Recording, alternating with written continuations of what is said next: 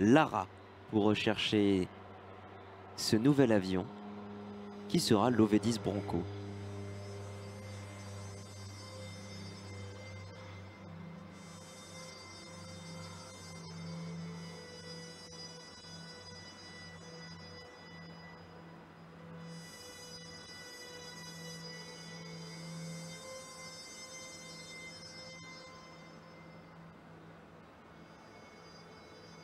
Vous l'avez vu, sa forme est atypique. Forme atypique, donc beaucoup de développement. 7 prototypes nécessaires pour donner naissance à cet avion qui se situe dans son cahier des charges, sa conception un petit peu à mi-chemin entre l'avion léger et l'hélicoptère lourd. Et pourtant, vous allez le voir, quand il est à vide, sans son armement, il se pilote comme un petit chasseur.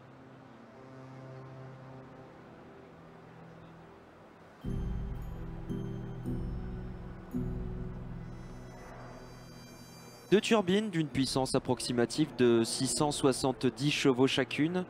On va pas très vite avec un Bronco. Avec un Bronco, on vole à 450 km/h. On va pas très vite, certes, mais on va loin. 2 fois la France d'une traite, 2000 km/h. Alors pourquoi une si longue autonomie? Si des troupes sont au sol, il faut pouvoir rester en l'air longtemps pour les appuyer, c'est-à-dire venir les soutenir avec de l'armement au meilleur moment.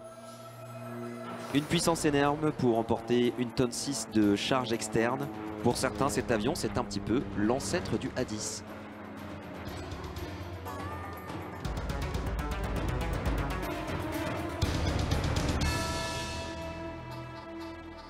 « 350 exemplaires ont été construits.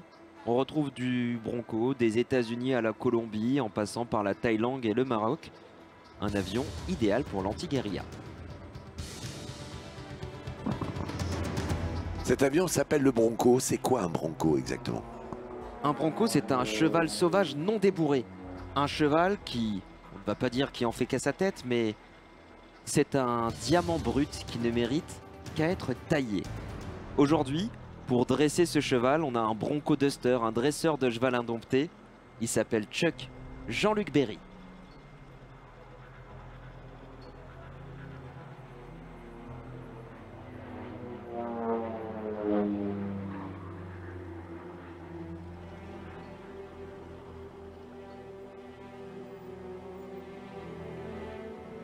Un ancien de l'armée de l'air pour piloter cet avion qui n'est pas qu'un avion puisqu'il est une mascotte volante d'un musée qui s'appelle le Musée européen de l'aviation chasse.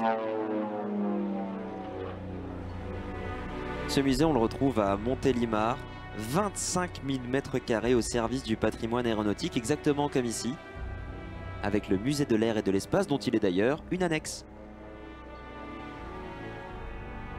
Comme tous les projets à la base, c'était juste quelques passionnés qui gardaient quelques reliques d'avions. Aujourd'hui, c'est près de 70 avions, tous refaits et repeints pour être présentés dans leur état naturel. Et leur ambassadeur, il vole juste devant nous, c'est le Bronco.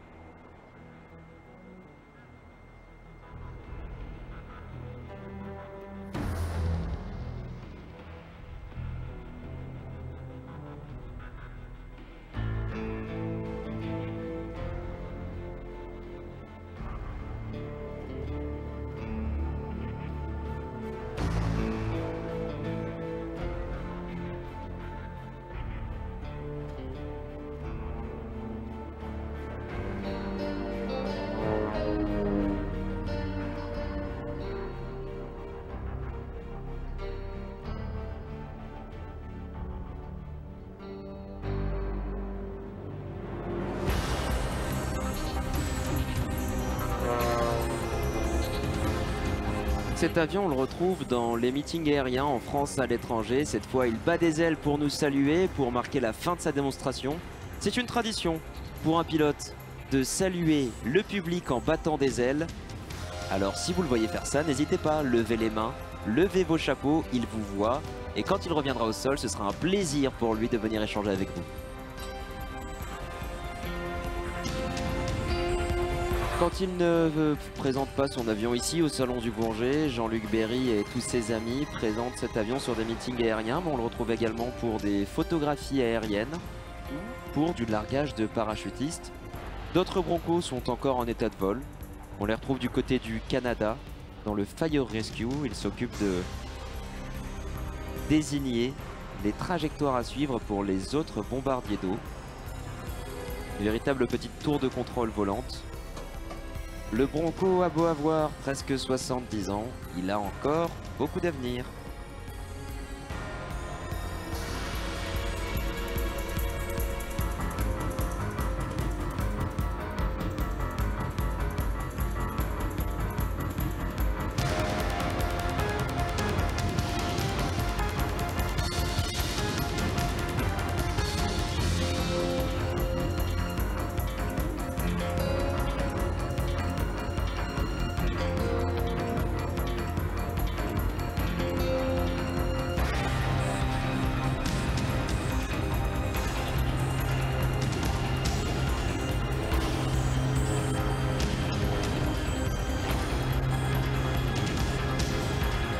Une approche grande pente, on se rapproche du sol, on refuse l'impact en tirant légèrement sur le manche, c'est-à-dire qu'on arrondit. Et le tour est joué. À l'atterrissage, le V10 Bronco.